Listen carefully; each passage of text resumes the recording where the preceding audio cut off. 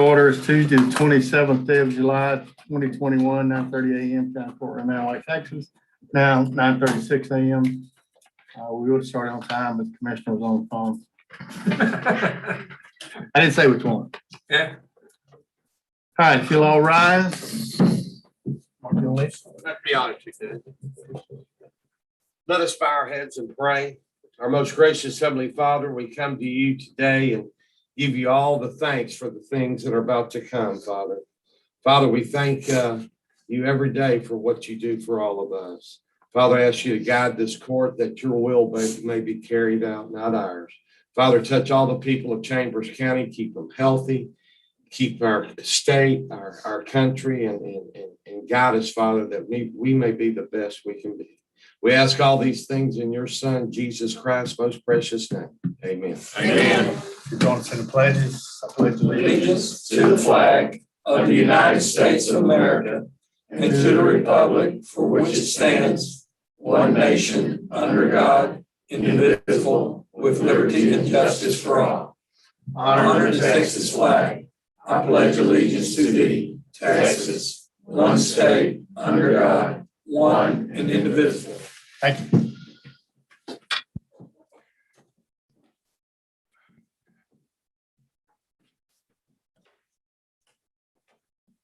Go, Corey.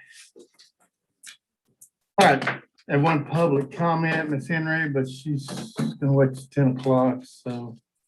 1.1, discuss consider resolution opposing the air quality permit development of the proposed Montana Nelson Ready Mix LLC concrete batch plant in Old River, Texas.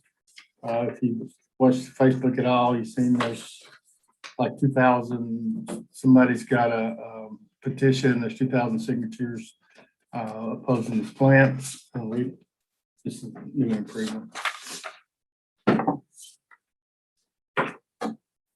Chambers County Resolution, whereas the members of Chambers County Commissioners Court place the utmost importance on the health and safety of Chambers County residents, and whereas the members of Chambers County Commissioners Court are dedicated to speaking out against those activities which may negatively impact the well-being of Chambers County residents, and whereas the Chambers County Commissioners Court has recently been made aware of an application made to the Texas Commission on Environmental Quality made by Montana Nelson Ready Mix LLC for the development of a concrete batch plant in Old River, Texas. And whereas the members of Chambers County Commissioners Court believe that the construction of this plant will negatively impact the quality of life for residents and surrounding areas, especially in the areas of air quality, noise, property value, and increased traffic. And whereas the members of Chambers County Commissioners Court are aware of several residents within 440 yards of the proposed plant that has serious respiratory issues.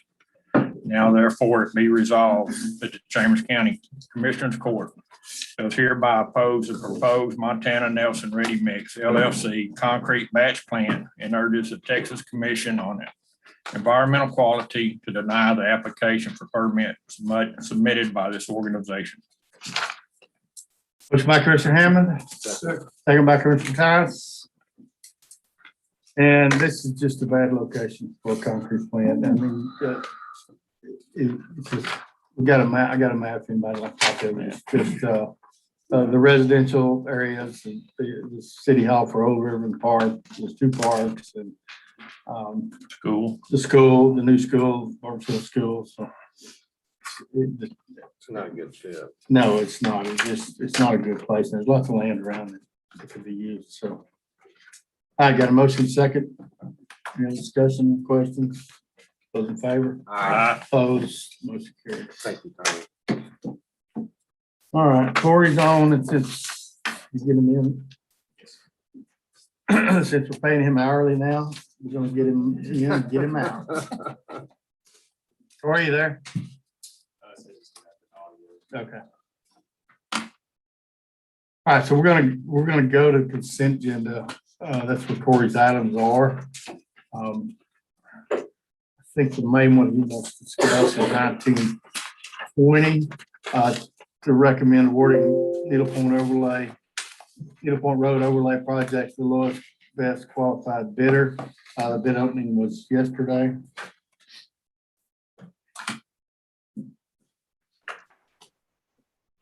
Corey, can you hear us? I can. Good morning. Can you hear me? All right, Corey. All right, so I'm on 1920, the Needle Point overlay. Yes, sir. So I am recommending us go with the low bid, Cowboys. Cowboy asphalt, Yes, sir. what's the amount of that bid, Corey? Oh, George? It's on my computer underneath what I'm looking at. I can pull it up. George were- told me yesterday. They were roughly 6,000 under the second bidder. We had some questions about some stuff initially, but we ended up calling the supplier. Appears that everything they're utilizing is the same as second bidder. We will be doing, if granted by the court, we'll be working with them to ensure that we get a good product out there. Judge, I have the two bids if you want them. Go ahead. Cowboy Asphalt, $154,232. And Angel Brothers, $160,000, $541.81. What was the first one again? 154,232. So just almost $6,000. Yes, sir. Difference. Yes, sir.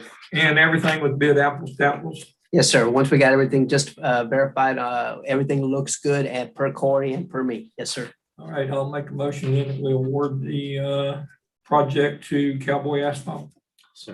Motion by Commissioner Combs, second by Commissioner Tice. Any questions? Hearing none, those in favor? Opposed, motion carries. Do you have any other questions of Corey while he's on about his other items? Well, I looked at variances that's been proposed and everything looks good to me. All right, Corey, anything else? No, sir. Okay, thanks, sir. Thank you, All right. Corey. Thank you. All right. Y'all have a great day. Thank y'all. Thanks, Corey. Has he got a 1 hour minimum? Yeah, we probably that. We should have kept them on longer. 15-minute increments. Glory. I'm gonna waive this one. Oh, thank you, Corey. I didn't know you're still on. Hey. I'm serious. All right. Is Mary Beth on?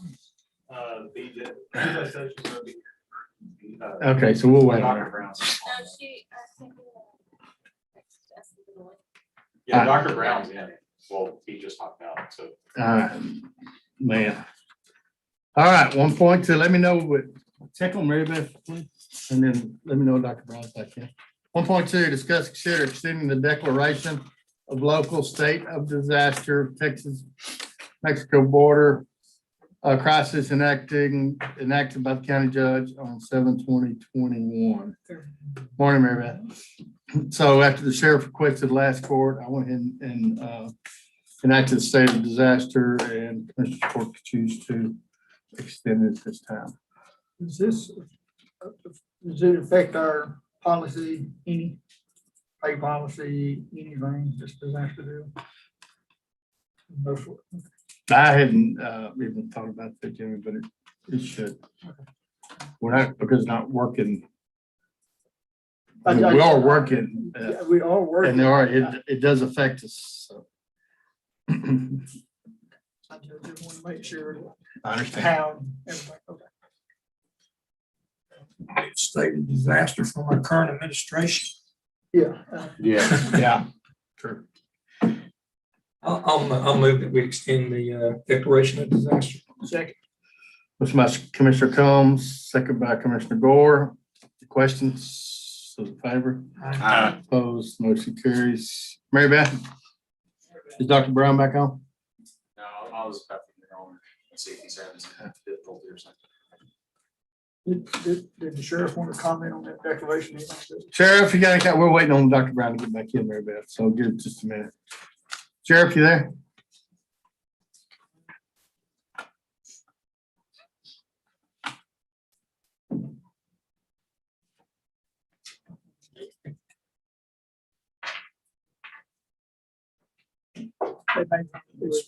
That's fine. He can come back later if he wants to comment on it. So we're waiting on Dr. Brown to get back in, Mary Beth. He was on and then he dropped off. He's still off? He's still on. Okay. Moving on. Update on, Mary Beth, we'll make sure whenever you get up there, make sure the mic's on. did we vote on 1.2? Yes. I checked it, so. What'd you say, Commissioner? I'm just saying if Mary wants to give us an update on everything, all the variances. No, that's why I'm she's having a here. mental blank. Yeah, we're going to 1.3 since Dr. Brown gets on. So both of them are going to do it. All right, 5.1, discuss and consider authorizing participation, Texas Parks and Wildlife. Sam, you out there? Texas Parks and Wildlife Boating Access Grant Program.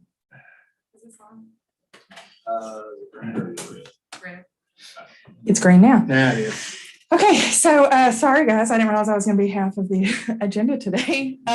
So Commissioner Hammond and I have been working on this. It's for a proposed boat ramp in Old River at 1409. The application for the grant doesn't even open until next February, but the piece of land that he's identified is Corps of Engineer property. So we're going to have to go through a process of getting approval through the Corps to be able to utilize that. So we're going to go ahead and get started on it with you guys' approval. Oh, it's a 75% match, but I believe that we can utilize hot funds to pay the 25%. I mean, that's actually what I was for. Yes, sir. So it'll be no cost, basically. I mean, other than hot funds. Well, I called Commissioner Hammond yesterday, and congratulated him for doing this.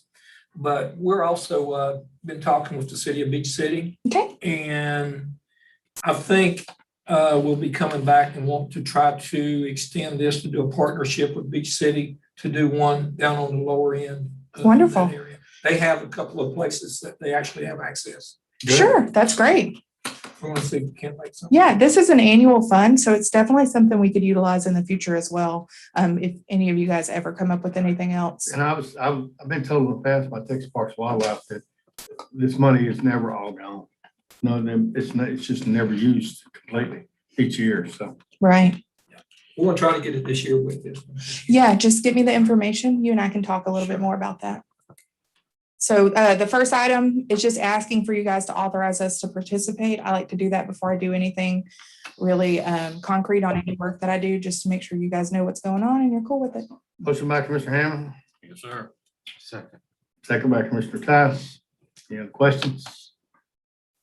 Those in favor? Opposed, motion carries. All right, you say Dr. Brown's back on? Okay, Sam, I'll be back. thank you.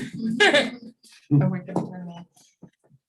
right, we're going to 1.3, discuss and consider COVID-19 update, Chambers County Public Health. Good morning, Mary Beth. Good morning, Dr. Brown. Can you hear me? Boy, we don't have fun today. All right, give him a minute. How about BJ? Is he still on? Let's take care of BJ. He's only had one item. 5.7. Discuss and consider Avera P8 CPL1 Propico LLC tax abatement agreement amendment request. BJ, Hello, Judge, Commissioners, can you hear me? good morning. Yes, sir. Yes, sir. We're on your item. Right, good morning. This is an item, this is a follow-up from action taken by the court on May 25th related to a request by Avera P8/CPL1 Propico LLC, a tax abatement agreement that was executed back in July of 2019. At that time, they made a request to amend their existing tax abatement agreement because of impacts of COVID and their ability to lease the building. At the time, they were in negotiations with a potential tenant, and the court approved the terms that are noted on the exhibit, contingent upon them actually landing a tenant. So they have the tenant is an entity called Webstront. In your exhibit, you will notice two proofs of that leasing. The announcement that's on our website, VeriSign's huge lease with restaurant supply firm. This is a firm that is an e-commerce provider of restaurant equipment.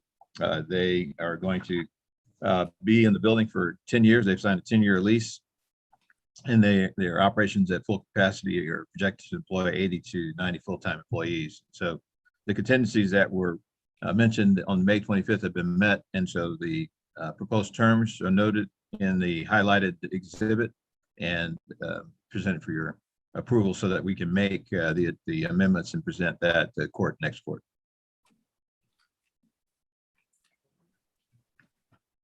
Questions? I called BJ about it yesterday. I did remember this coming before court. I was thinking the terms were slightly different, but looking back, and he has confirmed that that's what we agreed to. So I will make a motion that we approve it. Motion by Commissioner Combs, second by Commissioner Tice. No questions? Those in favor? Aye. Opposed? Motion carries. Thank you, BJ. Thank you, Judge, Commissioners. Take care. Dr. Brown? Dr. Brown's back. Okay, let's go back to 1.3. Mary Beth. First, since he's on. Dr. Brown? So he's connecting the audio.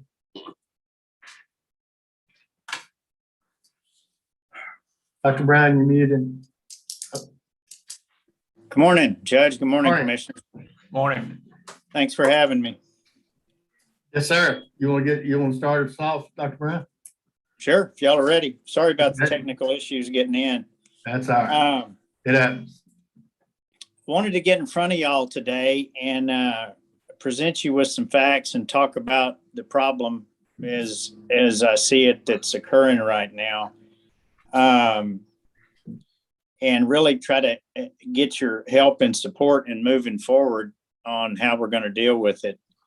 I'm going to present a few facts. I think Mary Beth's going to follow me with some more details broken down for the county as far as numbers and occurrence and rates of infection and vaccination, et cetera.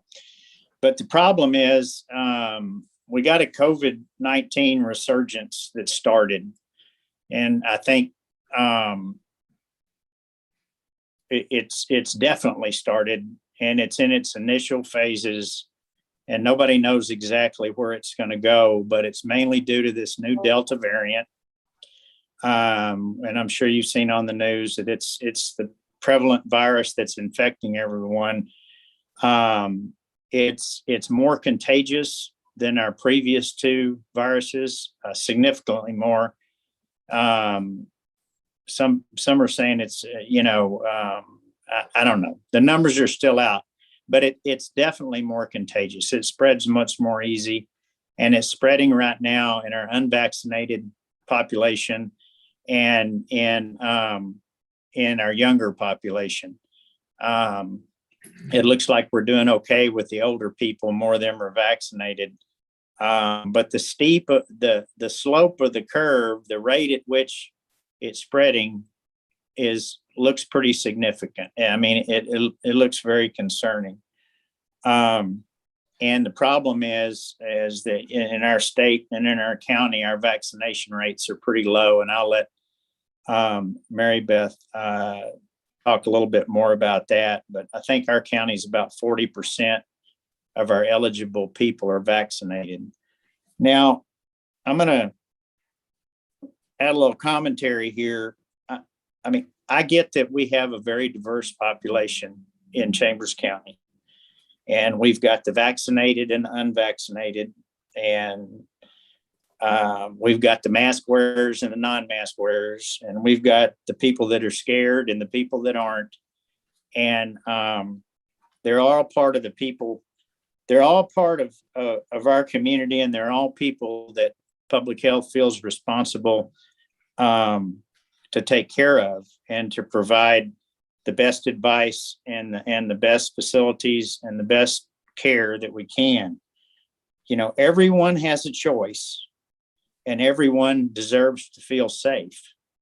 And that's kind of the line we're walking, and that's kind of why I wanted to meet with y'all and present this today before there were any recommendations issued or and get some suggestions and from the group. But okay, so I was telling you that the problem is that this resurgence has started, and the solution to tamping down the spread and minimizing the impact, there's two solutions. It's vaccinations and masks. And you can break that down some, but that's it. That's all we got to fight with, and which is more than we had to fight with the last one because we didn't have vaccinations. I know Chambers County, we have made every effort in the world to provide places for vaccinations, to encourage vaccinations, and still are involved in that. And Mary Beth and Kevin are all over that, and they're still here, they're still available, and we'll make every effort to get them wherever and whenever they're needed and people want them. And they are the best protection available. I mean, Mary Beth will give you some quotes, but almost all the people that are getting sick and hospitalized and getting COVID right now are unvaccinated, like above 95%. But as a caveat to that, there are some reports coming out of vaccinated people contracting the disease. But as far as we know with this spike, it's less severe. It's not resulting in hospitalizations as often. The masks, there's no mandates. Don't want to make any mandates. That's not what I'm here to talk about. But I think on the front end of this thing, we need to be proactive in getting the message out that that it's recommended as a means to keep the disease from spreading, to protect yourself and protect other people. And y'all, we've been all over that 100 times in the previous spike. I want to put out that we're willing to talk to y'all. We're willing to talk to our school superintendents, any other stakeholders that have some suggestions and input on how to move forward. I really want to do this as a county-wide effort with everyone having input and a say. And I know Judge Sylvia does too.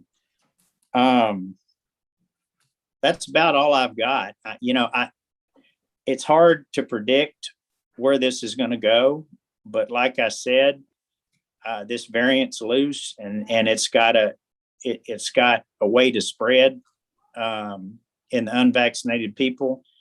And from my discussions with other people in the region and other LHAs, everybody's pretty much on edge that it's going to get bad. But more will be revealed as time passes. It's gotten bad pretty quick, just in the last week or 10 days. That's what I wanted to tell y'all. I appreciate your audience and appreciate you listening. And I'm going to turn it over to Mary Beth and let her go over some actual numbers. And then we'll go back to the judge and we'll do whatever we need to do after that. Okay, you're gonna be able to stay on in case there's questions, Dr. Brown? Yes, sir. Okay. All right, Mary Beth. Good morning. So it's been about maybe a month or so since I've addressed y'all with numbers. I know we talked last week during budget hearings, and it's no surprise everyone watches the news and knows what's going on with the increase in case counts. And most of y'all do follow our Facebook page or social media and do our webpage and keep up with the numbers. And we answer a lot of questions on a daily basis. But we have definitely seen a case increase over the past month. And but here in Chambers County locally, we've kind of seen a consistent number of cases maybe throughout, not like we did in the past January to March. But just to put this in perspective, we currently have 172 active cases, which is about a 560% increase in cases since the beginning of July. We had 26 active cases at the beginning of July.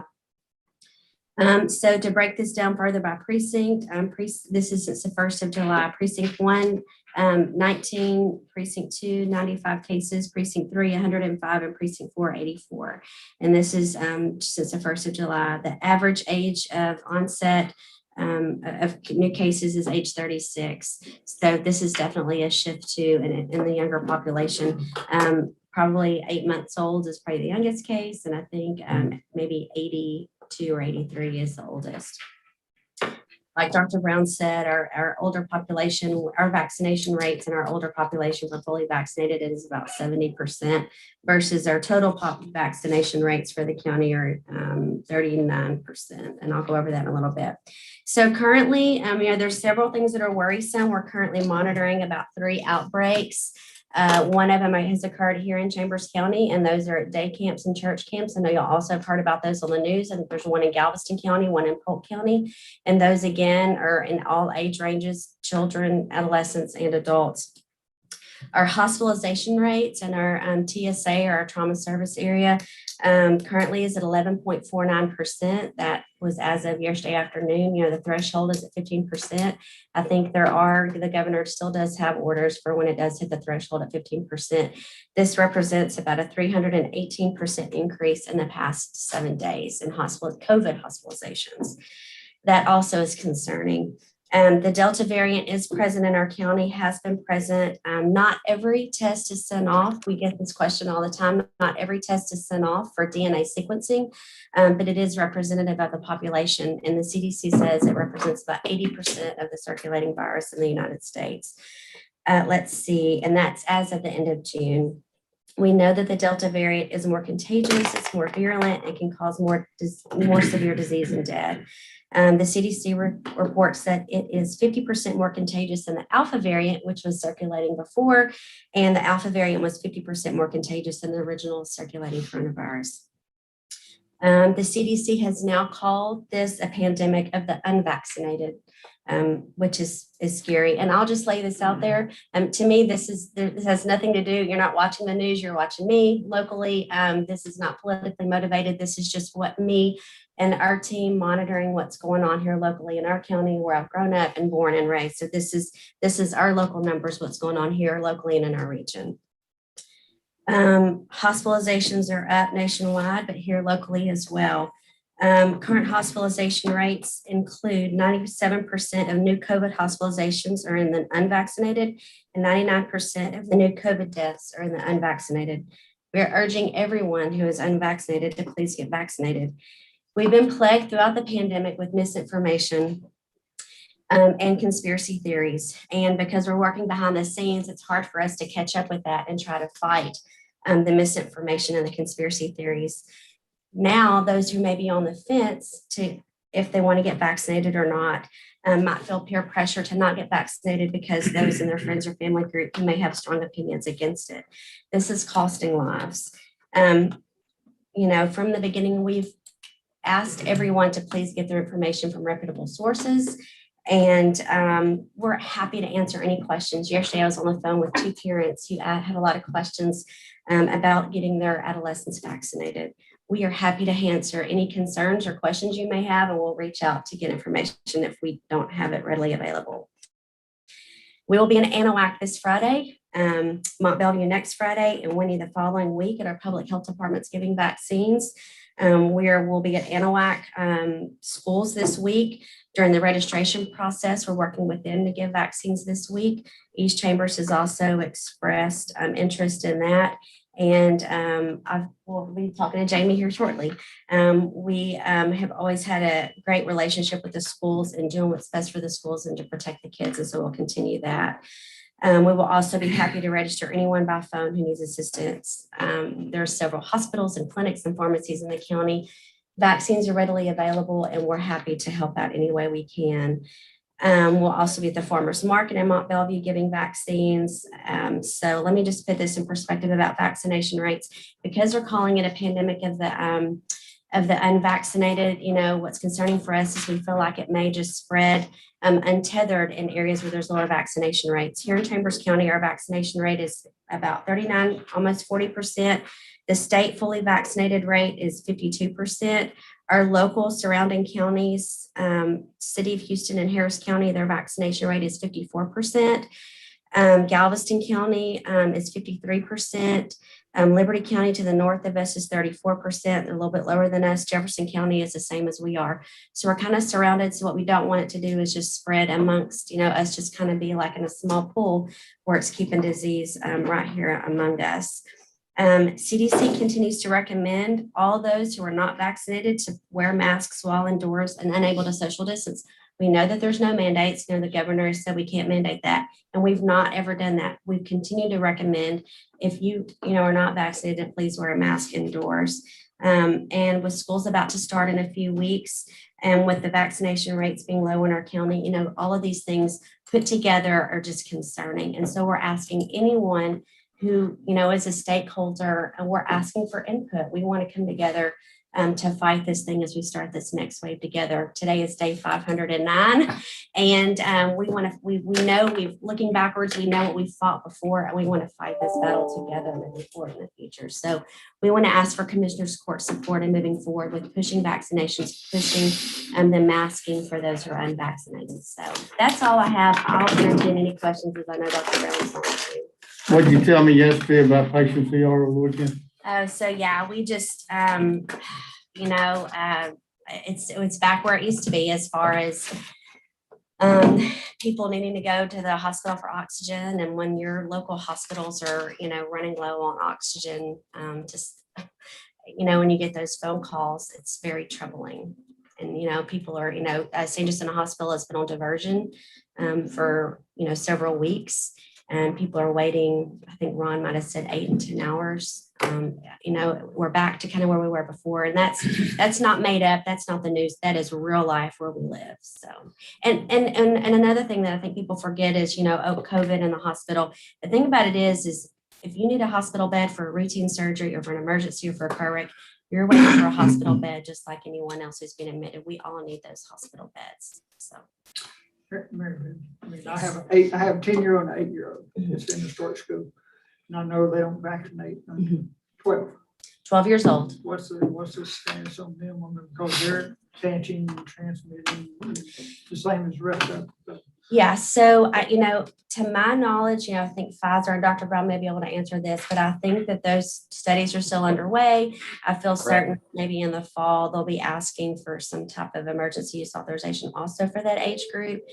I think that it's up to a parent's decision whether they want to send their kids to school, with a mask, or we know that disease in that population, in the adolescent and the children's population, we know that disease is not as severe in that population, but they are still able to spread it to the older population whose disease may be more severe. And I haven't seen us pushing anything out on our code red. Is that what we have? I hadn't noticed. In Swift Reach. Okay, I'd like to see us. We're having these clinics in certain areas, vaccinations. So I'd like to see us push it out before that. On that, maybe that'll help boost up the number of people that want to come in and get shots. It appears that those that want to have the vaccination have gotten it. Now, with this new variant coming out, these things are going on now, maybe others will step up and go and get it. So maybe we can do the Swift Reach and get out to them. So, I know the governor has said no mayors or judges can mandate, and which is fine with me, take that monkey off my back. Do you recall what the orders are when it kicks in after 15% hospital? I don't know if Ryan's out there or not, but I want to say that I think that those that may go back, if I'm not mistaken, or Samantha, Ryan or something, when it hits the 15% hospitalization rate again, does it revert back to the old where the restrictions go back in? And it may just go back. It may mean that the elective surgeries. You have the authority at that point. I think at that point, The onus falls back on you. Yeah, I can't remember. It's been Right. a stay here process. And that extended 15% hospitalization rate, then you set whatever guidelines are going to be. And there are I some just said that limitations monkey on was that. off my back. Now it's back to what? Okay. It had just been That's so a grill. low. Who said that? Right. David Bernard gave us an update yesterday at our Economic Development Foundation Board meeting. And he said, David Bernard is I think he's the general manager of the Baytown Methodist Hospital. But he said that I think as of yesterday, they were at like 370 or so people, and that's Houston wide.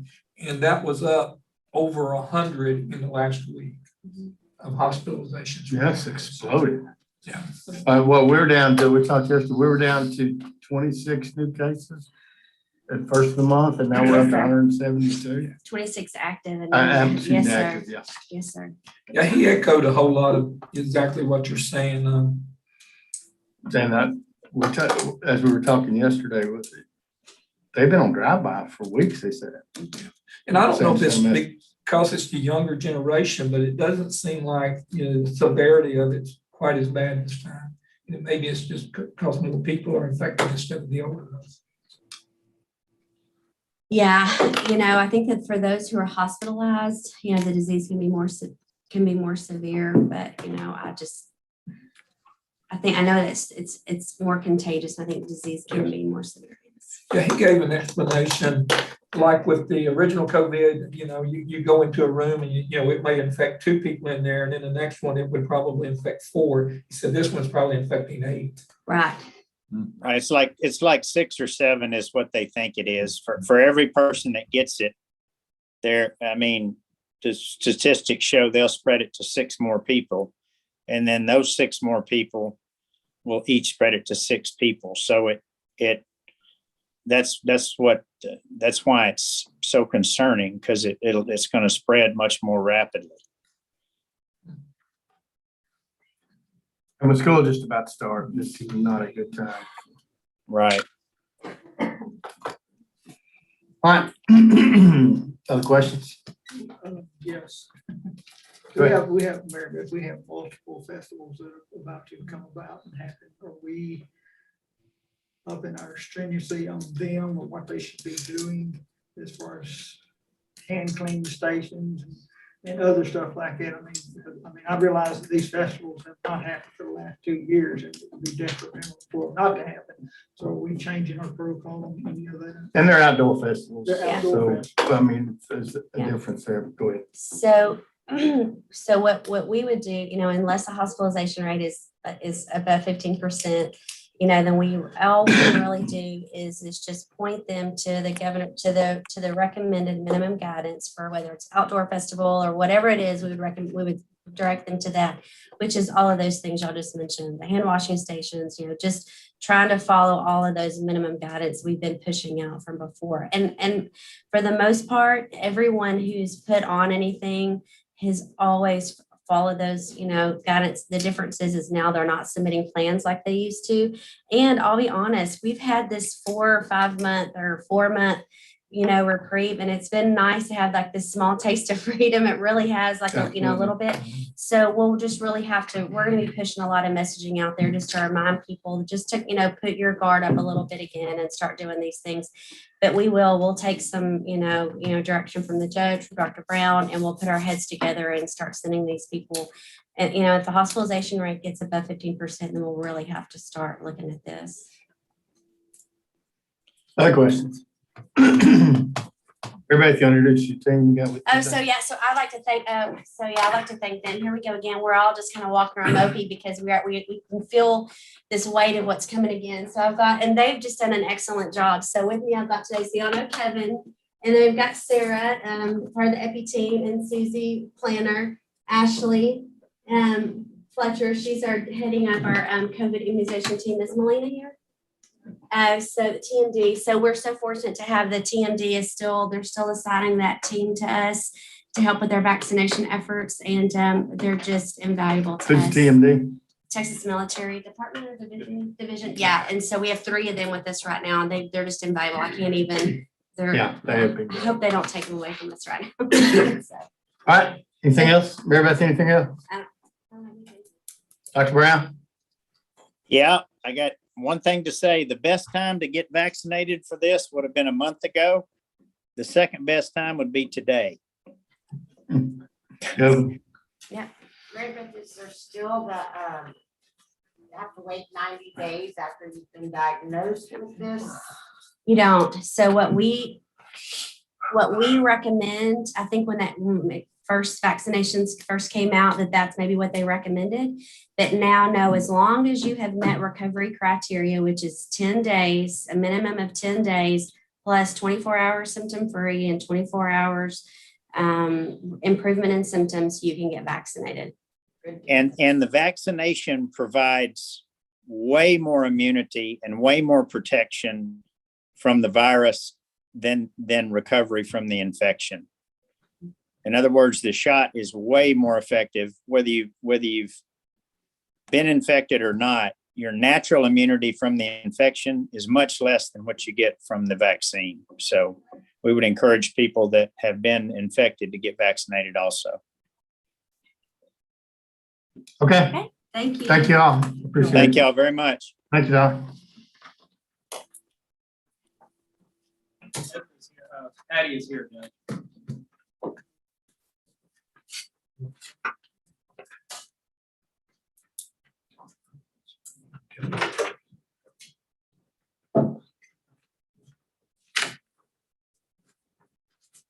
I don't see her there.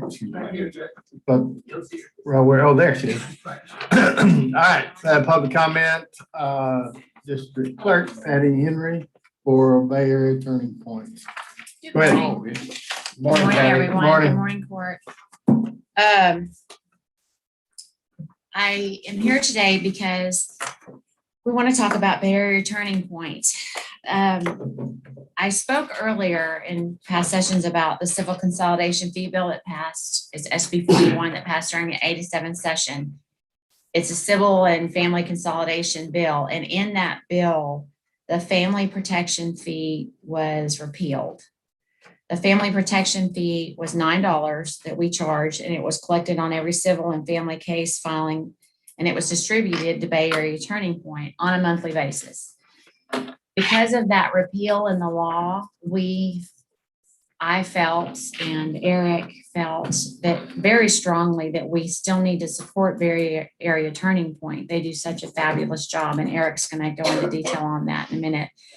So I suggested that we add them as a charity on our jury donation form.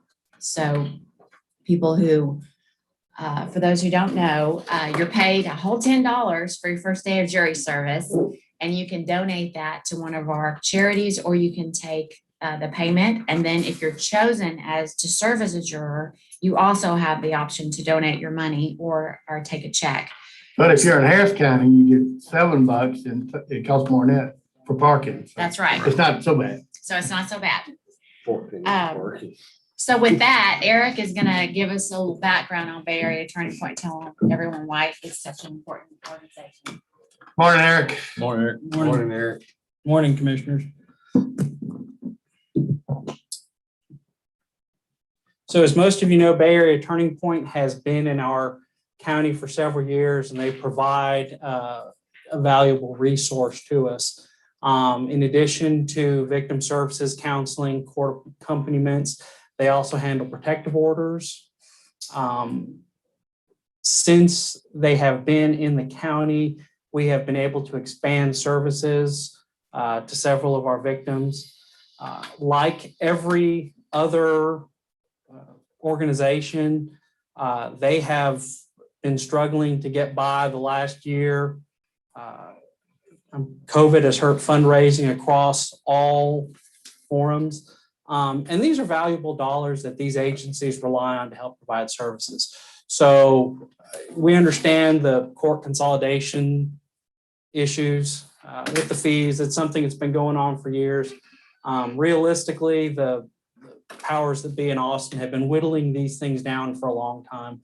So we needed a different revenue source. So Patty so graciously allowed us to do this. So we're asking, I believe the item's already gone through. We passed it Come last talk court, about it. actually. We Yes. did. We So- passed it last court. Lauren put it on the agenda and then saw, Patty said, I'm not Yes. gonna be here. We put it on this court, but we'd already passed it. So. Realistically, But they're here today to take a picture. we just wanted to come give you all some information, kind of let you know that this is something that's really worthwhile. So I'll be happy to answer any questions, and we also have some representatives here from Bay Area Turning Point that'd be happy to answer any questions. You want to introduce them or let? No, go ahead. Good morning, everyone. I'm Brenda Sykes, the newly voted in Executive Director for Bay Area Turning Point. Good morning, Brenda. Good morning. It's a pleasure to be here. It's different. I've never been in Commissioner's Court. It's different. It is, but I like it.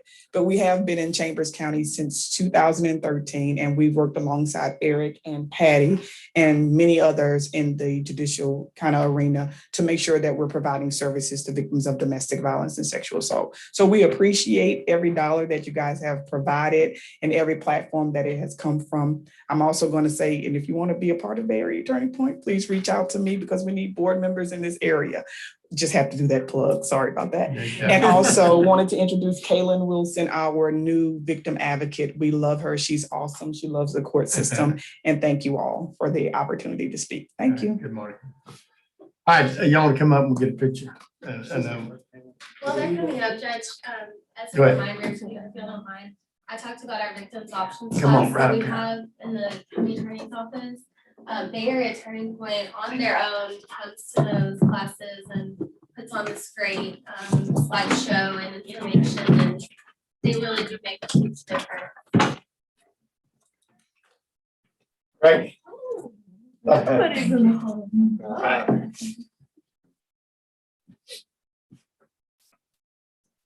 Pointless warrior. Yeah, just say, look here, look there. I'll go first. 1, 2.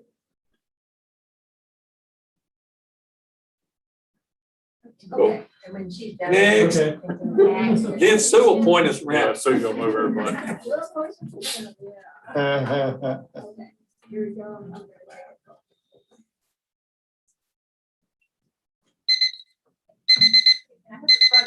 Now your time's up. I didn't say a word. Okay, let's see, everyone looks good.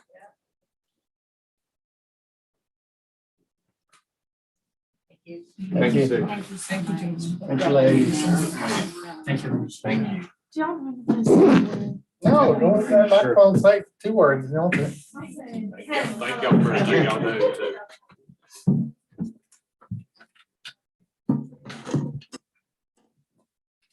Hey, state your name for the record again. I'm sorry, just for me. My name is Kaylin Wilson. Thank you. Like Ms. Brenda introduced, I am a victim advocate here in Chambers County with Bay Area Turning Point. And I did want to reach out and say, we do victim advocacy, but a lot of people don't know what that looks like. So we are crisis intervention. We help with court accompaniments. We can go to court with you. We can sit with attorneys with you. We can sit with the police, help you through your legal jargon, all that paperwork that might be very overwhelming in a very, time of crisis. Like, we're there for you, not only emotionally, but we can be there for you legally. Now, we also offer counseling services. Morgan Holman, she is my manager of advocacy and counseling. She cannot be here, but she wants to be here in spirit. And she will be there for you to answer any deeper emotional questions that I can't even answer for you. And we want to extend any invitation to people that have experienced sexual assault, domestic violence, for you, your children, your family. It doesn't matter if it's you in particular. We want to help you through this process. And so if you ever feel comfortable or brave enough to get this help that we know we can be there for you, just reach out. We're here to serve you, and we're excited to serve you. So thank you for everything you're doing for us today. We really do appreciate it. No, thank y'all for what you do. Thank y'all.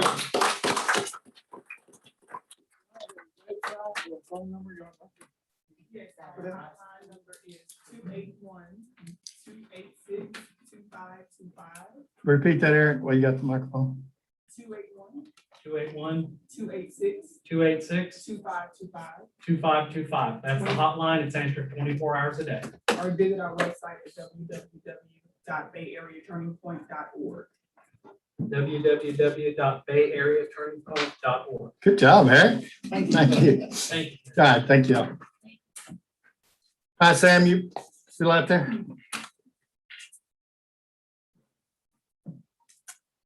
Okay, 5.2, discuss, consider authorizing submission of U.S. Army Corps of Engineers Act grant application pertaining to the proposed Old River boat ramp. So this is just kind of the second part to that first item that I had. This just authorizes me to go ahead and submit that application to the Corps of Engineers. There's no cost associated with the application, even though it does mention a fee. I confirmed that with the legal rep, so no fee for us. Motion by Commissioner Hammond. Second by Commissioner Tice. Questions? Those in favor? Opposed? You have a question? No, well, I was gonna just say, we have, the park at Wallaceville. If we have room down there for a boat launch. Sure. Absolutely. See, Yes, absolutely. Where? I know that's more than you're off Lake Charles. Oh, That's more than your property. yeah, there's a canoe, kayak canoe. Yeah, something there, but anyway, just put that on. Okay. And then in your packet, I'm sure you guys noticed, but there was like a really rough drawing that Commissioner Hammond and I worked on just to kind of show. It wasn't your pencil drawing, Commissioner Hammond. Thank you. So we're going to do 2 ramps ideally and a kayak launch for this site as well. And I think it's really important because as you guys know, it takes a long time to get back there by boat. And so if something were to ever happen, this would speed up emergency response as well. So in addition to allowing for further exploration of the outdoors, it's also going to serve a public safety goal as well. That way everybody quit using the judge's boat ramp too. Yeah. Yes. Keep them out of my house. That's right. All right. So we voted on that one. 5.3, discuss, consider providing a single payment of $25,000 to the Senior Citizens Project. Judge, we did not vote on 5.2. Yeah, it is. Commissioner Gore interrupted and said about Wallaceville before the vote. Okay, those in favor? Aye. Opposed? Motion carries. Now we got it. Keep it honest. Thanks for keeping them straight. Discuss, consider providing a single payment of $25,000 to the Senior Citizens Project, Chambers County, to assist with the purchase of handicap accessible transport vehicles. Same. Okay, so before I get started, this little tiny person behind me is my cousin Sarah Phelps. Good morning, Sarah. So I get to razz her a little bit, but she is the president of the board for the Senior Citizens Project. Her brother Ben is actually the director. So just wanted you guys to be able to put a face to the name. You guys may remember her mom, Sherry. Maybe. She worked here for a long Very time, well. Tell her love. So basically, you guys have been really wonderful and very supportive of the Senior Citizens Project. I think we all agree that it's an absolutely necessary program in this county. You've been wonderful in providing transportation services on either side of the county, west and east, and this is going to fill a gap here in Mid-County. For those of you who aren't familiar, the Senior Citizens Project services low-income homebound seniors. For many people on the program, the people of this organization are the only people they see. They're totally indigent. They have no family, no friends. They're 100% reliant on this program for all food and transportation needs. So to those people, this organization is their entire world. So this is kind of a 2-part request. The first is that you guys would agree to provide $25,000. Sarah did a really great job and got a grant from the Moody Foundation for $50,000 to go towards the purchase of this van. Great. I worked Congratulations. with George and the purchasing team, and they let me know that they were going to need a little bit extra money. So they got me hooked up with Casey Gaskins at Creative Bus Solutions, which is where we purchased the most recent vehicles that we've got for the county. And to get them something comparable to what they have, because Ben and Sarah let me know that they transport up to 8 people at a time. It's a little bit larger than what you guys transport. We were going to be in the $75,000 price range. So that's why we're asking for 25 to match their 50. That'll get us a vehicle that's almost identical to what they have now, except it's brand new. And it will have wheelchair. It has a wheelchair ramp and then 2 spaces for wheelchairs, as well as, I think it seats up to 12 people, if I'm not mistaken. Yeah, pretty close. Yeah, and there is a floor plan in your packet. You know, I'm a little overkill on everything. Motion by Commissioner Tice. Second. Second by Commissioner Gore. Any other questions? Those in favor? Yeah, I'm talking real quick. Sure. Just All right. curious. I didn't vote on it yet then. Okay. Yeah. You're fast today. I just want to know, where are we pulling the funds from? I propose 091. Yeah, Talk it's to Aaron coming out about. of services. Okay. All right. All right. Any other questions? I'll ask it real slow. Aye. Those in favor? Aye, Judge. 5.4, discuss and consider approving the memorandum of understanding between Chambers County, Texas Senior Citizens Project, Chambers County, Sam. Okay, so when I got to working on this process, I realized we did not have, at the time I thought at all, MOU. Lisa Jacobson in Commissioner Hammond's office did a great job, and she looked through years and years of files. And in 1999, we had an MOU. So 22 years ago, we had a really old MOU with the United Methodist Church here in Anahuac. They're actually no longer over the program. Senior Citizens Project is its own entity. So we obviously need to update that. So Ashley and Aaron and I all worked together. We came up with the MOU that's presented. A couple things to note in there. We didn't have a current MOU with them, but we've been providing insurance for their vehicle. I propose that we continue that. We also give them a stipend for gas that we didn't have an MOU for. So I propose that we continue that. That's all in the MOU. I am requesting that the Senior Citizens Project open up transport to any Chambers County resident, even those who are not on their program, who fit the qualifications for our other 2 vehicles. So anybody over 65, anybody who's disabled and meets certain qualifications. I did also put a stipulation in there that if there was something that you guys noticed or a special circumstance that we needed to utilize that van for, you guys could certainly request that of them. And then the final stipulation that I put was that if we needed to use that van for anything, specifically PR appearances, we could put in a request to have it there. They will own the van and be responsible for maintenance though. Ashley. I think Sam did a really good job. We have been paying their insurance for 22 years now. So, and we've been paying for their gas for 22 years, so. And just worth noting, the way I worded it in the MOU is that you guys will set the amount that you're going to pay for gas every single year in budget. So this MOU does not have to be updated annually with whatever you budget for them. It's kind of going to give you a little bit of flexibility. And you'll give it there on the budget for next year. Yes, sir. And Judge, may I, a clarification on the insurance, they will give you funds to get your own insurance, or we're gonna go through TAC insurance? We've Clarify been that, please. covered. You guys have That's why- been that's why I want covering them. clarification. Okay, Yeah, we're going to maintain the same process that we have. thank you. Yes, Appreciate sir. that, Sam. Yes, sir. I know we checked with TAC a few years ago. They're okay with this process. Yes, sir. Okay. Yes, yep, we're gonna continue the same process that we have been for their existing vehicle. It's just now we have a legal document, whereas we have not before, or we had one 22 years ago. We had one before. 22 years ago. 1999. That's right. Good year. Actually, a long time. It must have been a good one. All That's right, right. entertain a motion. So a motion. Motion by Commissioner Tice, second by Commissioner Hammond. Any other questions, comments? Sarah, you want to say thank you? Sarah, you want to say anything? Thank you. Those in favor, I like her. Opposed, motion carries.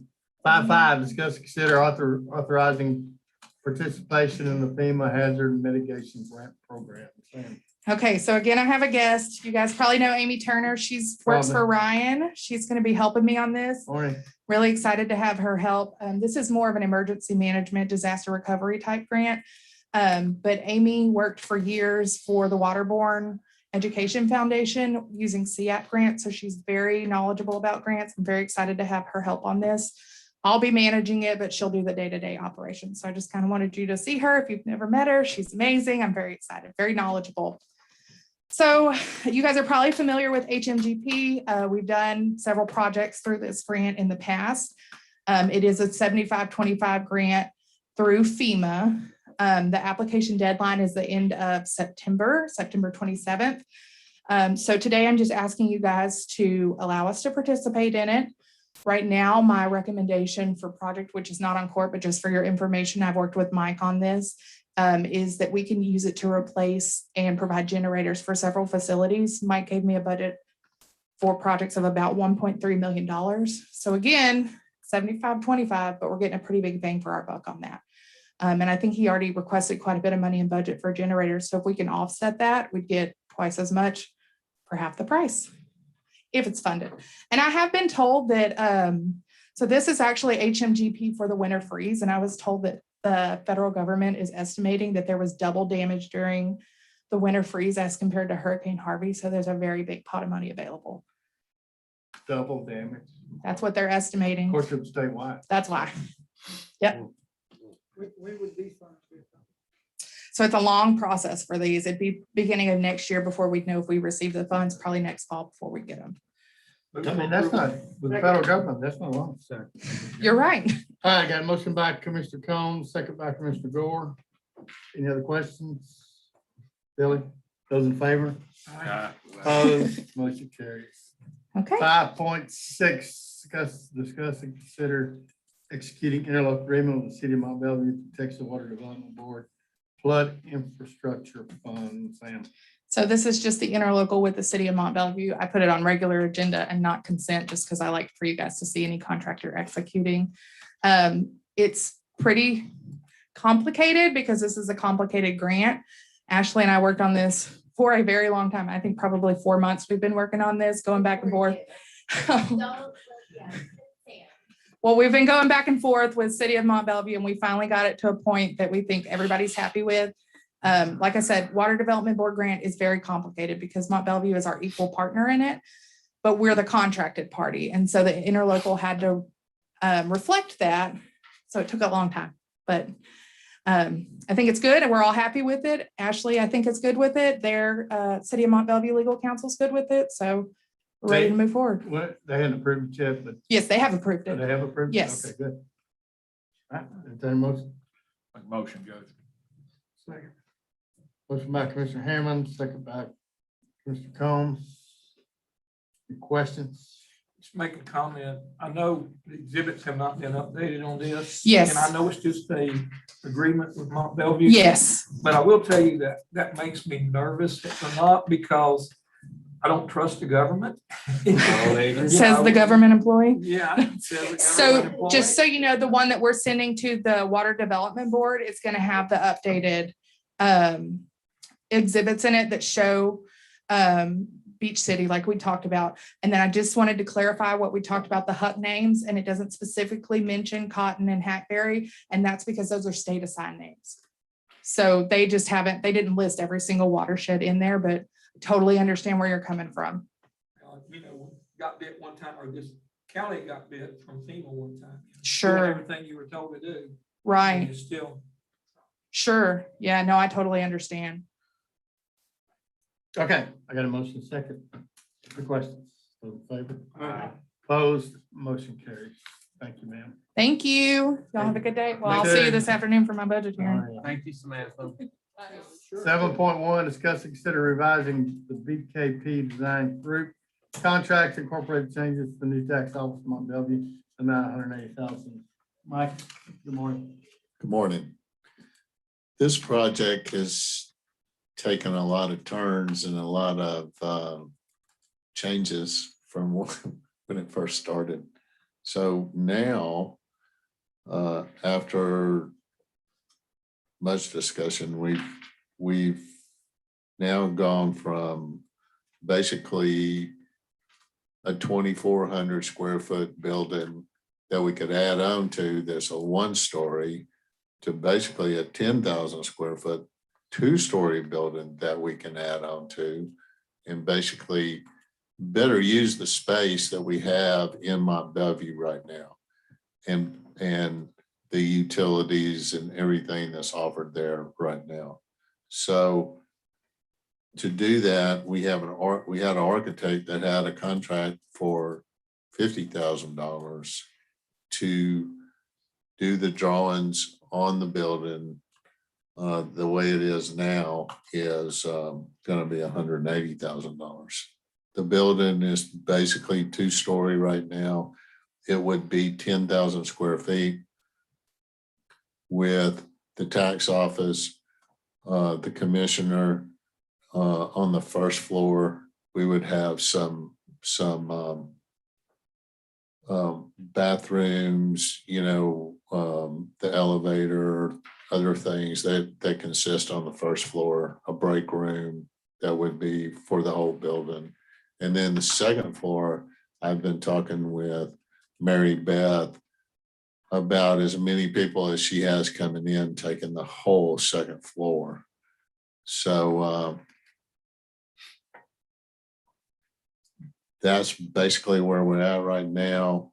So all the health department that's located in the current annex will be moved there along with the commissioner. So it's twofold. It's going to open up offices in the current annex, plus provide new offices and a workout facility for those county employees on the west side will be on the top floor. Well, and number one, I haven't gotten the feedback from Mary Beth of what all she needs and how she wants to do it. I got 5,000 square feet. She wants to do it. And Yeah, they need space. right. And now what we bring in there, how we do it, I really haven't gotten with her because she's been so busy with other things that everything, I don't know what she's going to put up there is all I'm saying. This 180,000, that including the 50 or that addition to it? That's including the 50. Okay, we paying for half of that out of health services or how we splitting it? Yes, we will. The design in the building? Yes, actually, it may be a little more because we got to figure out that percentage. I mean, there's an elevator that's going to the second floor and there's some different things. So, but yeah, at least half of it.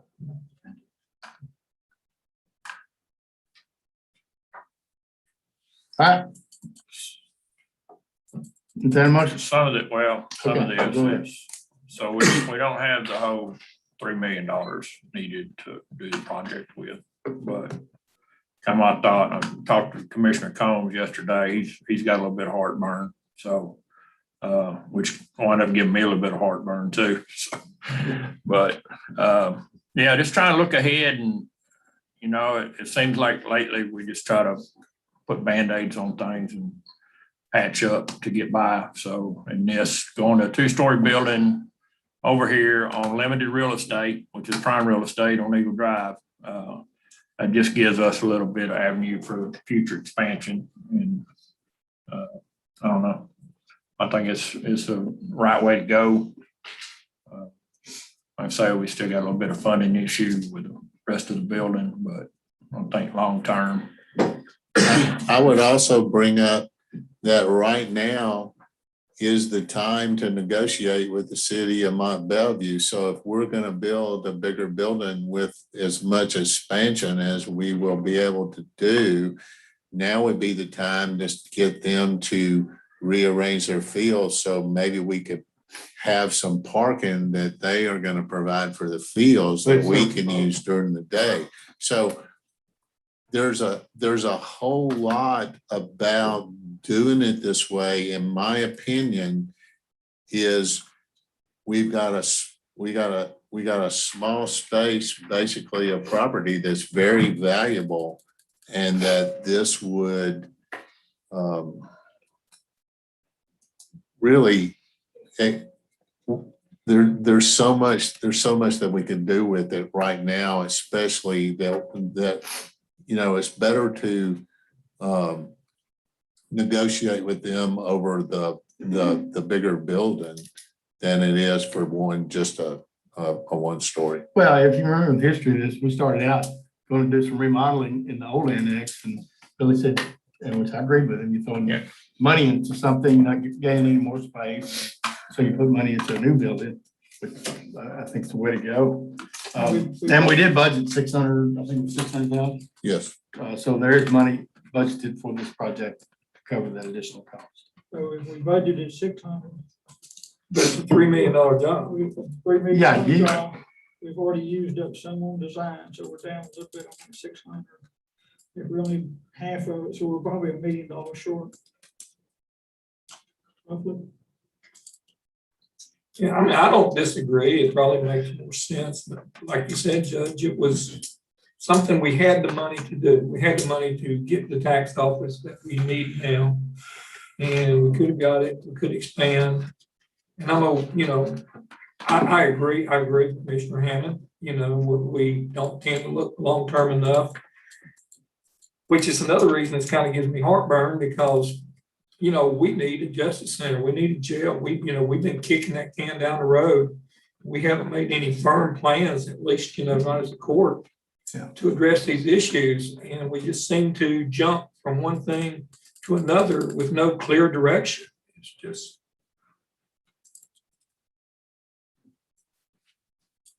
Do we have any idea or any kind of funding mechanism? No, I mean, you got partially funded, but now's a good time to discuss it because we're in budget. So Okay, if, we put part of our budget process. how long would this project take, Mike? Would it? would this project run into, take longer than this year? Depends on how fast we get rolling and if we can work the money out and all that. It's July now, so it would probably take. It'll be at least next year. Yeah, at least the end of the year, maybe depending on, the big thing is how long it take to get steel. So. That's what I was wondering, would it run into 23 budget? That last meeting or so? Good. I'm just curious. I mean, we got half of the funding from health services, and then you see what I'm saying? If the pay schedule comes out like it, it could fund some of 23. I don't know. Like we did in the library on this. Yes, sir. I mean, it's just, All of that possible. We get, we're writing budget, we're gonna have a tight year. We know it's gonna be a tight year. Yeah, no doubt about it. I mean, you can get your design, doesn't mean you have to build it next year. I mean, it could be 23. hopefully. That's true. Construction costs would come Put down. at least the tax office in there for another year. All right, entertain a motion. I mean, you could put your infrastructure, we could get the fire water under 3180, get everything set up to where the utilities are basically there. Because you got 600,000, you do design, you do utilities. I mean, there are things that we could do to get this project ready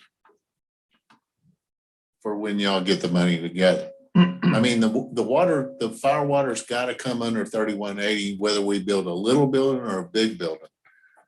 And I'm of the opinion, if we're going to go to the expense of bringing that under 3180, we ought to build all the building we can get, in my opinion. Did the city of Mont Bellevue ever decide to help us on that? We're working on them right now.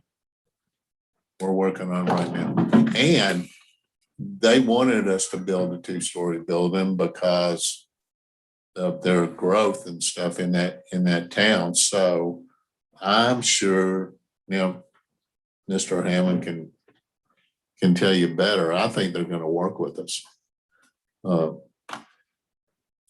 Yeah, I know they wanted a 2-story. Yeah, they haven't told me no yet. Yeah. I'll go with that. I think they're going to. All right, entertain a motion. Make a motion to increase engineering costs. Not to exceed 180,000. Yes, sir. Motion by Commissioner Hammond, second by Commissioner Tice. I think we beat it to death, Hey, Judge. but if there are other questions. No, I just Go a ahead. comment. I mean, I know kind of like I asked about the city of Van Wert charging us permit fees. Not really charging us permit fees, or anything that we do for them to offset them charging us permit fees. Tommy and Mike can work on it. Yeah, they got way different structure over there. Okay, I didn't know if there was. All right, and motion second, those in favor? Opposed, motion carries. 16.1, discuss and consider the purchase of an outdoor pergola at the Juanita Hargraves Memorial Branch Library in Winnie, Texas. Amount of $13,775. Good morning, Valerie. Morning, Valley. Good morning. Good. So we had a little bit of money left in our capital account for Winnie and wanted to see if we could use that towards the purchase of a pergola outdoor 16 by 16. We were short about $3,000, so talked to Aaron, thought maybe we could transfer some money from one of our accounts into capital to cover that. I got a question on that. When I look at in our capital expenditures that we got from the auditor, it shows the library budget being 54,000 overdrawn. In capital? I think that's what I'm looking at. Page 153. You talking about the tax note? Yep, the tax note.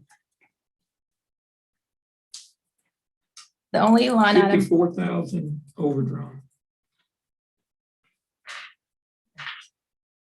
I'm going by the 441 line item that we use. So anything outside of that, Yeah. I'm not aware of I any. don't know, this was just in there and it caught my eye. What page you said that? 153. 153.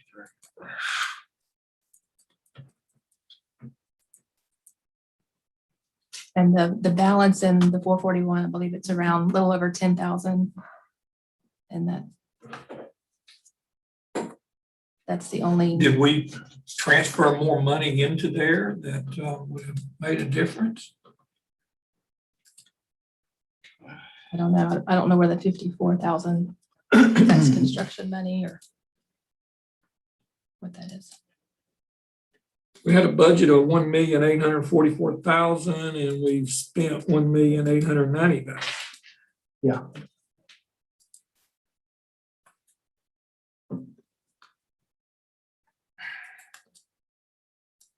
Looks like,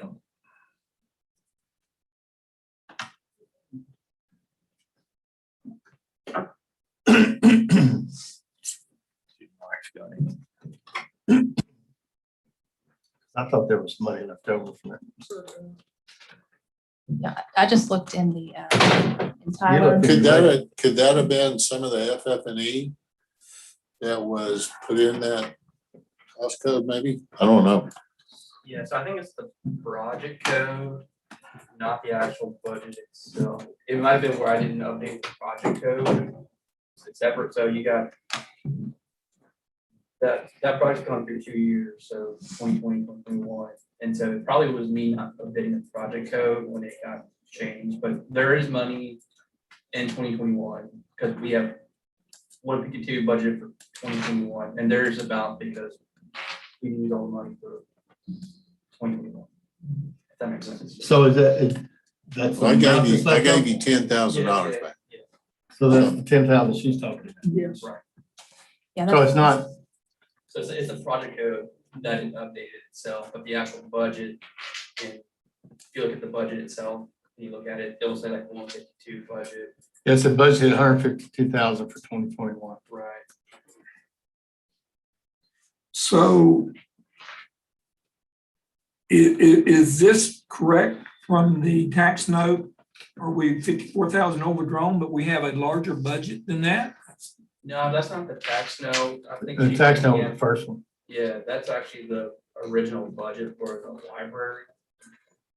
And it might have hit some other stuff that got put in. I have to go and research it, but if you look at the budget for 2021, yeah, you'll see budget 152, Okay. less everything else. So you're comfortable that we got $10,000? Yeah. All right. Can I Plus- ask a question? Sure. Is this just a building that you're putting out in the grass and people go over there and read or something? It's an outdoor pergola. It's 16 by 16. We want to put it behind a couple of trees and additional outdoor seating, use it for programming. So there's multiple purposes for it. So Have y'all coordinated on it? Huh? Have you already coordinated on it? No, this Okay, is we just need this is just someplace that I understood that they were gonna go out and read. The problem with things like this is to make sure that we're covered with ADA and all there. I mean, there's So if court things. approves to go forward, she needs to coordinate with you for purchasing. Correct, On the because project. I mean, But there's this is so the many next step things. first. We talked about, come to court, get it approved, and then y'all go to work on it. Okay, Right? yeah. I mean, I'm just talking about the process. We do need a process so bad. Well, I gotta ask though, if you start adding ADA and stuff in, I mean, that could very much affect the price. Yes, sir. I mean. So we're approving a price today, but by the time you get it. And I'm not saying- Yeah, you know. And I'm not saying it won't work. I'm just saying that there's so many of these projects that start out to where we're gonna use extra leftover money and they turn into something that we can't even recognize when they started it. You know, it was, we started it was gonna be this much money, and by the time you put all the, you know, you got with the codes and everything else, it turns into a completely different He's project. not talking about you, Valerie. He's talking about in general. I get it. Yeah. Okay. And Valerie, I want you to understand, I've got a ton of these kinds of projects that come up every day. I'm not, and they just seem to bite us every time we try to do something really good. It just, Now, and as far as ADA goes, we have reasonable accommodation for other areas in the library, outside the library, so it doesn't have to have a ramp to it or anything. But, like that. and I don't think, he's not really talking about your project. Right. He's talking about these type projects in general. So So we can approve that amount, and then if it changes, then they have to come. we can approve that amount and Valerie can work with Mike and George to go forward on it. So moved. Second. Motion by Commissioner Gore, second by Commissioner Hammond. Any other questions? Those in favor? Opposed? Motion Sure, carries. still available to discuss that. All right, we're going to consent. Precinct 4. I want to pull number 5 and take it into executive session. Job descriptions, executive session. Precinct 3. None, Your Honor. Precinct 2. I'm good, Your Honor. Precinct 1. Y'all press that count down from 4 to 1. Precinct 1. I'm good now, Judge. All right, so entertain a motion on consent except for number 5 and number 20. 20's already been voted on. 5 going to executive session. So moved. Second. Motion by Commissioner Gore, second by Commissioner Hammond. Those in favor? Aye. Opposed? Motion carries. If we're going, Ma'am, oh, yeah, we got supplemental. What'd you say, Commissioner? no, I was saying, if we was going to executive, maybe it's personnel. Yeah. Just. All right, we'll do that in a minute. Let's go to the supplemental agenda. It's right here. Well, it's just a couple of items. Yeah. The first one was supplemental, discuss and consider dog registration fees for Chambers County. Commissioner Gore. Just have to go back in and find that, but we had set a registration for our dog permits, where you register your dog within the county. And we needed to set a fee rate for that. We checked around and got multiple comparisons, and I forget which one it was. I was going to make a motion to go with. So there's Universal City, Texas, Harris County, Fort Bend, Fort Worth, Texas. Yeah, some of them was for animals that were altered, and some of them were not. And I think that's a, thank you. Okay, Universal City, I don't know where this at within here. I had the best fees for spayed and neutered pets, $5 for a year, for a 3-year, and this here concurs with your vaccination of the animal. You go to the vet, you get them vaccinated, you bring that to the commissioner's office, you show them that. If you have a 1-year spay, a 1-year vaccination, you get a 1-year license for your pet. If you have a 3-year, you get a 3-year. It's $5 on the 1 year, $15 on a 3-year. And then they had a fee where if the dog was altered or unaltered, and that was set at $8 or $24 for each year. And that's not different, that'd just be the rate.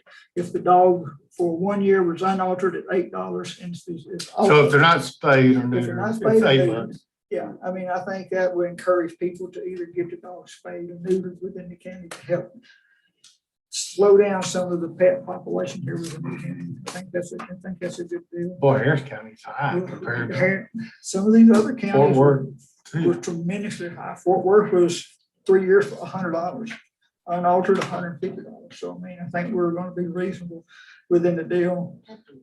And then down at the bottom, they also had boarding fees. If your dog gets picked up, a fee to what it's going to cost to get them back. So, I mean, I think a pretty reasonable fee on that also. If you have to quarantine them, I think it's $60. If you boarding fee, if you get your animal picked up, I'd like to have the fee set where it's reasonable for them to get them back, so they don't just leave them with the county. And you see the fees there, $14, $12, $10, or $30. So we can decide on which one of them we want as well. All right, so do you want to vote on this there? Do you want to put a proposal together and put it back on court? It Well, can be I think- approved, the proposal go to court package? I think if we just do the universal, however you. No, I mean, if you want to do it today, that's fine. Then we can come back with a written up plan to add to the court packet. So you want to make a motion, go ahead. Just, anyone have any questions about it? Real quick, before y'all start, funding for this, there's stuff that needs to be bought already, tags, et cetera. How are y'all gonna fund this? I think we do it out of the health service. It is. Okay, so 911 is what we're gonna go, okay. I think we're supposed to be doing this already, aren't we? We are supposed to be doing it. Years ago. It's been mandated years ago. We just didn't have a process of where, that's where a couple of courts ago, we done the computer software so the deputies can pull it up or the dispatch can pull it up, see if a dog is rescued or not rescued. Because the sheriff's office has issues and understandably so going out with a dog that's aggressive or bites somebody. You want to see if it's licensed or not licensed. It gives them a legal right to pick the animal up. So. So will there actually be, in the commissioners, will we issue a dog tag or something? You will issue a tag. George, here you go. I have given George the tags that we had initially, and he's supposed to look at them and order them. And I'm guessing then your license go, you'll input it into the software and it'll go to the sheriff's office where they can just pull it up. Yeah, that's something we approved a long time ago. Yeah. By I know we're supposed to 1999 be when we doing did it. it. Nobody's doing it, which we should be. No, kind of. So, and with a different set of fees, I believe that would help maybe someone to go and get the animal spayed or neutered. And I think we had a deal set up here a while back where someone was given $100 to go get that.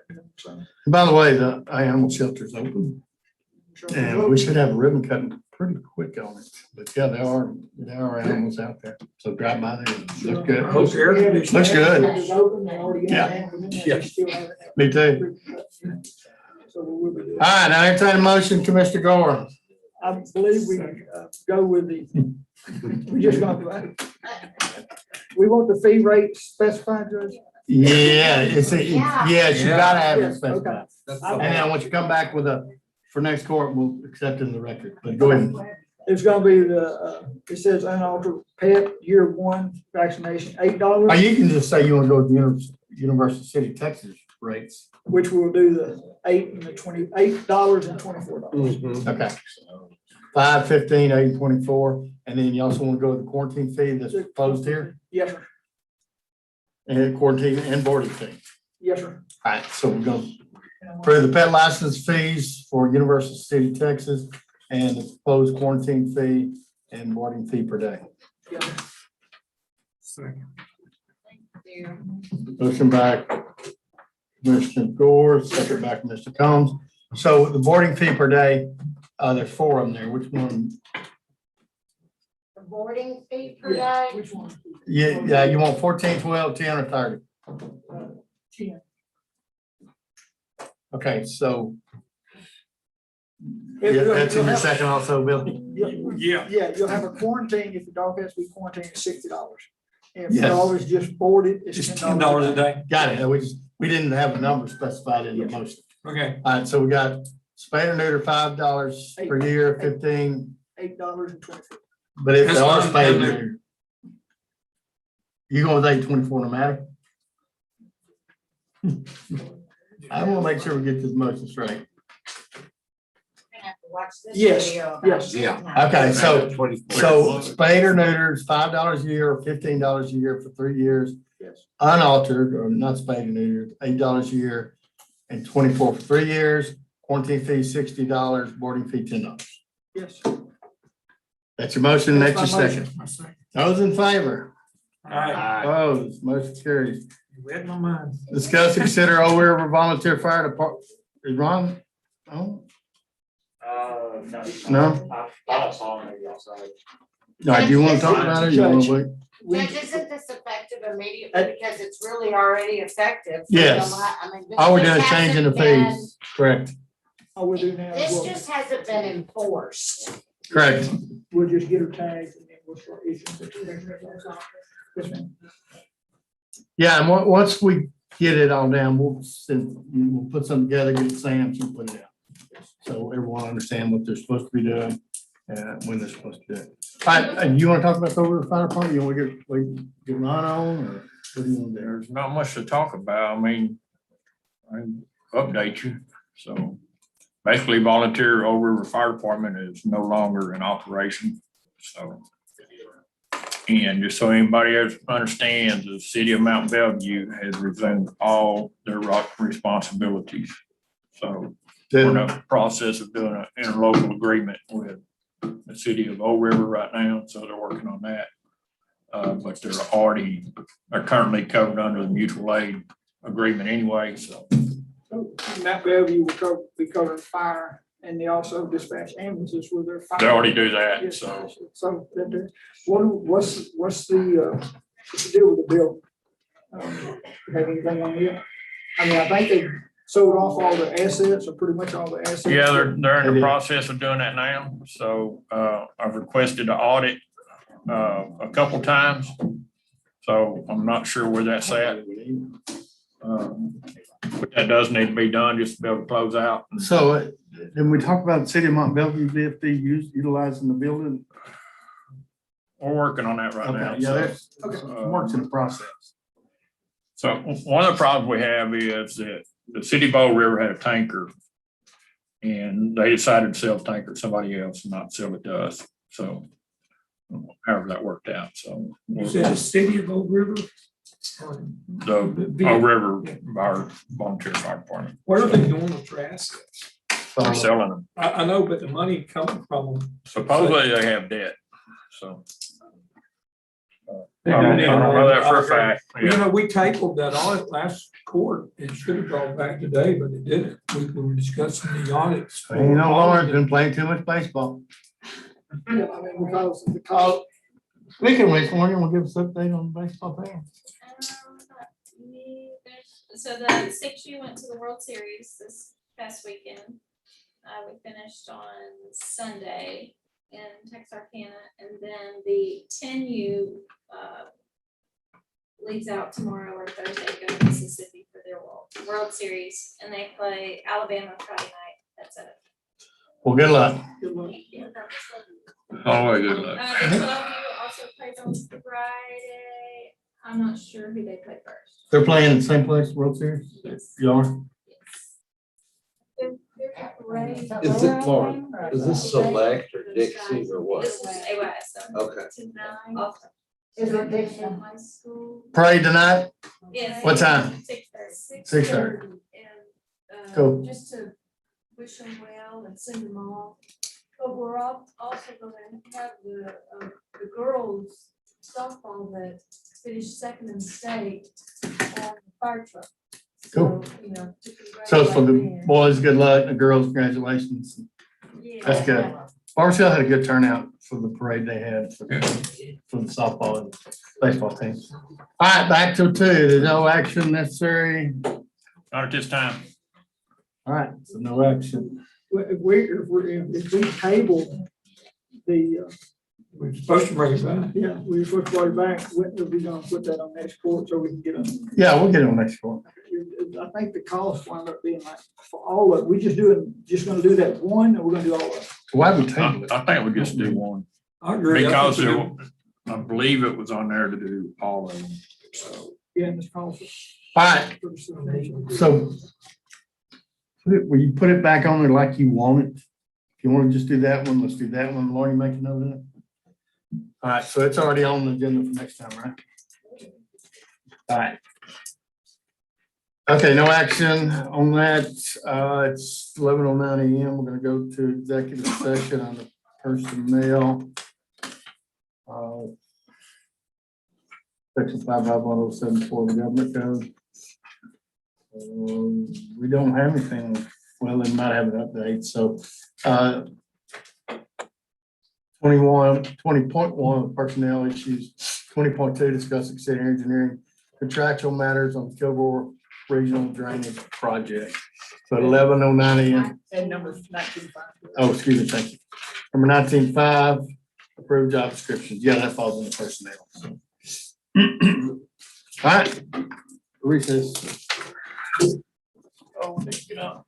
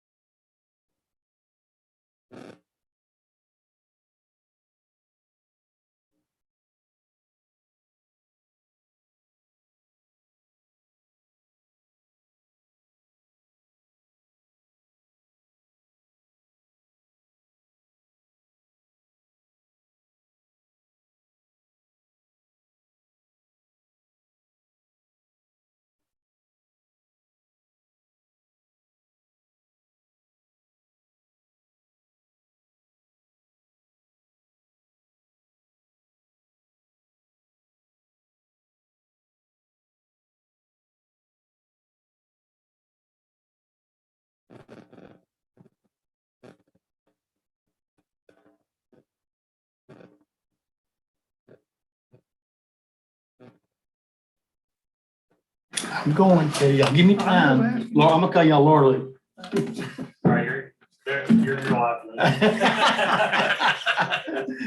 I mean, what I said was, I love my wife. Her name's Laura Lee. That was a compliment. Thank you. I love you, Laura Lee. Chambers County Commission Court come to order after executive session is 3:02 PM. No action come out of executive session. I don't know, Billy, did you have? We took one. No, Payroll The change. payroll. yeah, payroll change. No, it wasn't payroll I'll make a change. motion- I'll- Wait, I'll wait, make a wait, wait. Motion to approve. It wasn't payroll changes. It was job description. Job description, okay, yeah. Anyhow, I'll make a motion to approve. Motion to approve job descriptions. Second. Motion by Commissioner Combs, second by Commissioner Gore. And for the record, Commissioner Tice isn't in the room. Those in favor? Aye. Opposed, motion carries. I don't have my agenda, so I'm Here. not sure y'all got the, no, I don't need it. That's all I had. I just, I can't write down who. So that was 19.5 was approved job description. And it was Combs and Gore. And then 20.1, 20.2, no action. No action on those two. And nothing further to come before the court. We are adjourned at 3:02 PM.